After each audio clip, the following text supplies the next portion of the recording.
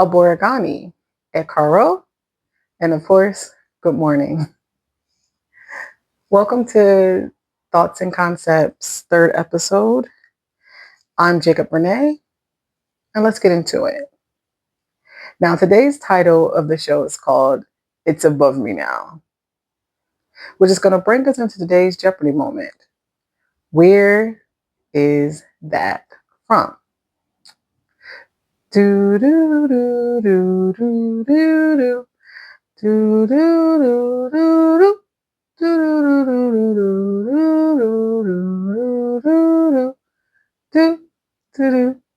do do do.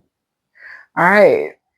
I gave you a chance to put it down in the chat where you think it's something. Remember, all entries, no repeats, are going to be entered into the monthly's merch giveaway.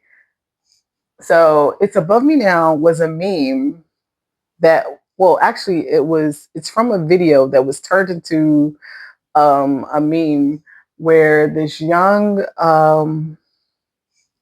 front desk clerk by the name of Craig Brooks, I believe he was like 26. This happened in 2019 of all things, right? So when this was recorded, it's 2026. So he's working front desk in Texas. I think it was Austin of all places, right? A Holiday Inn Express. And there was this white woman being very, typical Karen behavior, intolerable, entitled, and rude. And he's a young black guy just working the front desk, probably just trying to get through his little day. And she said something racist to him in order to thinking that would pressure him to give her a room. And he was just like, no. And she was like, oh, I'm so sorry. He was like, no, now you're not getting a room at all. She's like, I'm so sorry. I'm so sorry. He's like, nah, it's above me now. It's above me now. Sometimes when people try to take you there, you just gotta give it to the Lord. It's above me now. Go ahead about your business. Which is bringing us also to today's concept. Release. Letting go of attachment, thoughts, emotion, habits, negative energies that hinder your growth. Freeing up internal space to align with your true self, soul path, or higher consciousness, often leading to profound healing, empowerment, and liberation from ego or external influences. In short, release means to free. And I know you guys may be wondering, okay, so what are we releasing? I'm so glad you asked. We're going to release unrealistic expectations, overcommitment, and guilt-based responsibilities. And this is also a callback to the next part of looking forward, right? First episode, where were we? Like what happened last year or what happened at the beginning of this year? What happened months ago, right? Where did the time go? Second episode, we talked about spiritual reflection. We got to reflect on what happened in the past in order to not make those same mistakes in the future. And now today, we're talking about releasing those things.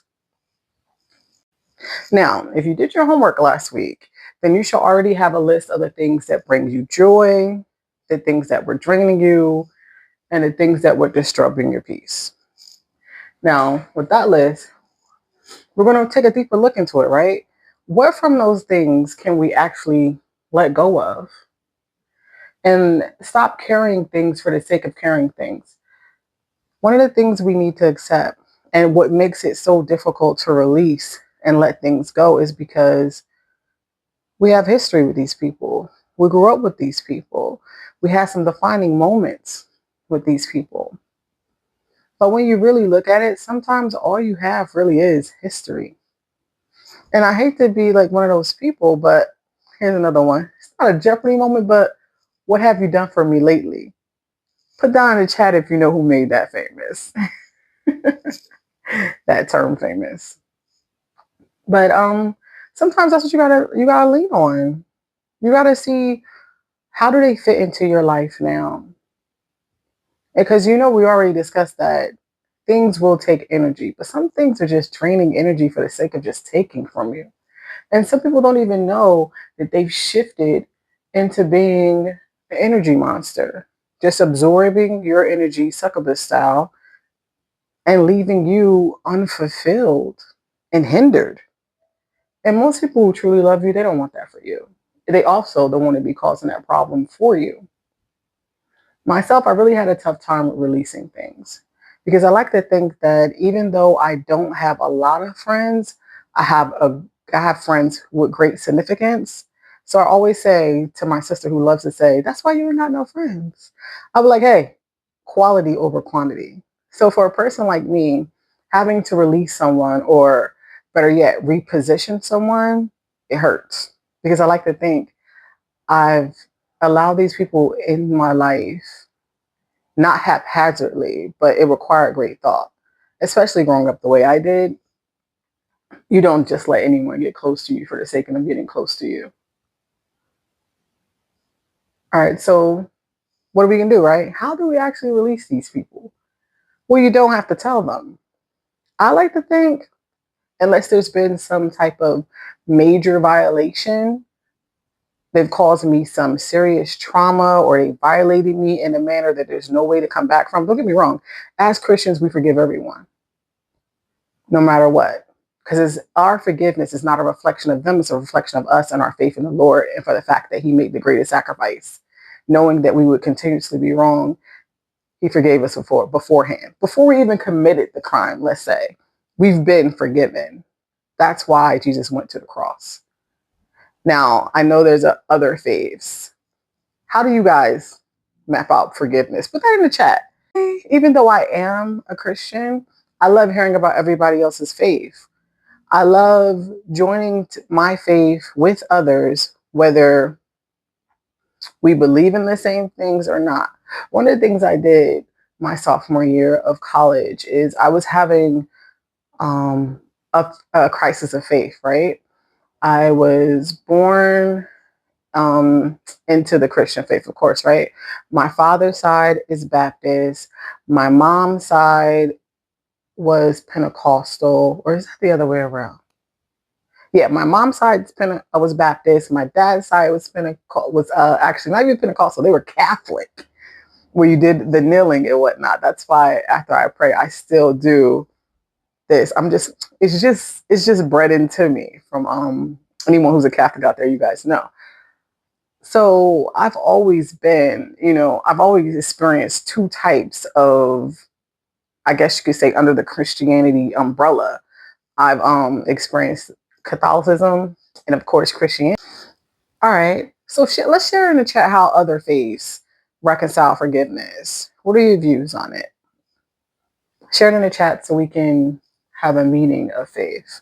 Because if you guys haven't noticed from our first episode, I'm not the type of Christian who condemns other faiths. If anything, I know that I don't tolerate anyone having any negative thoughts about my faith because it's what gets me through. It's the cornerstone of my life.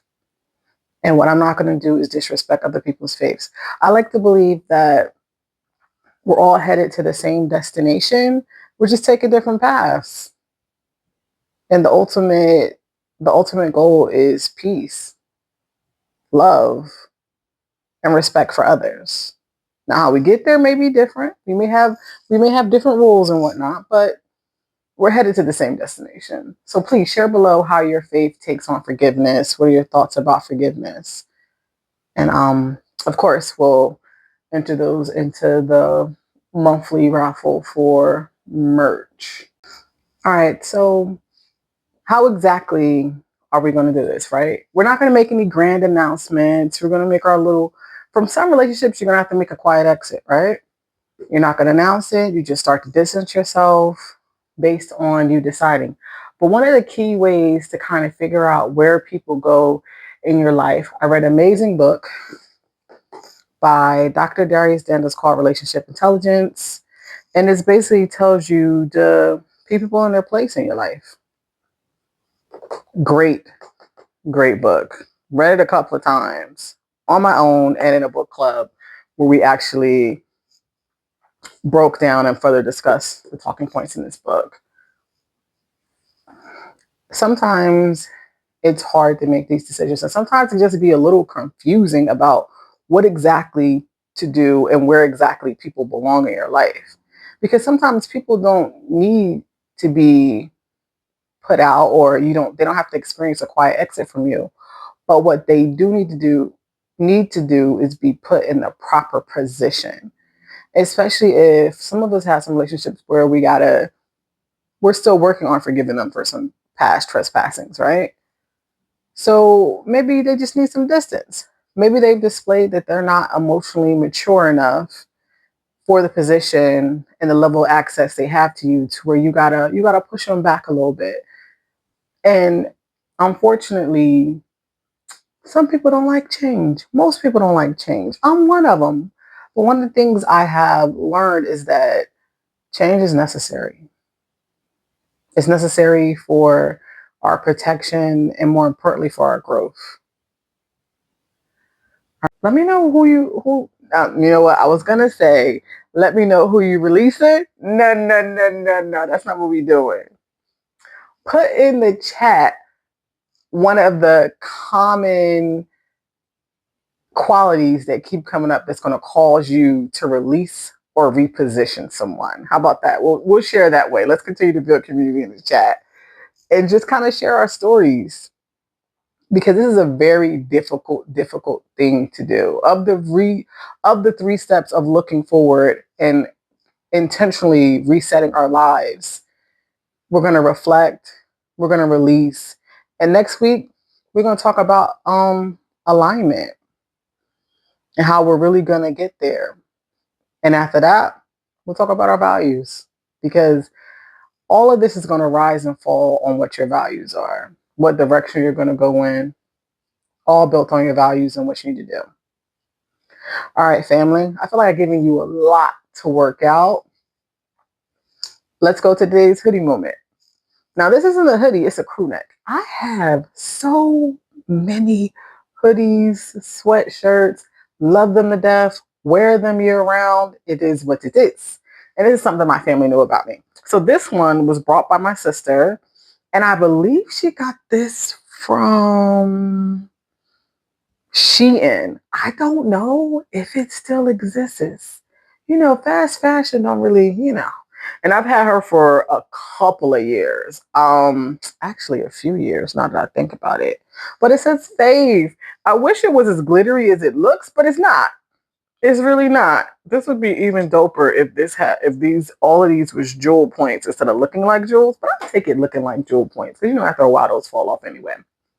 But yeah, so it's fave, and it's a little bit of a glittery. So guys, do your homework. Mull over some things, sit with yourself, right? Because one of the things we're ultimately looking for is peace, and peace requires subtraction. Peace isn't added to your life, it's protected. And even though we're having some difficult conversations, which is causing you to have some difficult thoughts and actually make some difficult plans, as long as you understand it's for the best thing for you. It's the best thing for you at this point in your life, because you wouldn't be here trying to figure out how to reset your life if you didn't feel like it was necessary and you weren't ready to do the work. I know, right? Who needs more work? But we need more work. We got to do the things. We got to do the hard things. So I'll see you guys next week. And remember, you can only control yourself, not the outcome. So focus on you. I'll see you next week. Love you.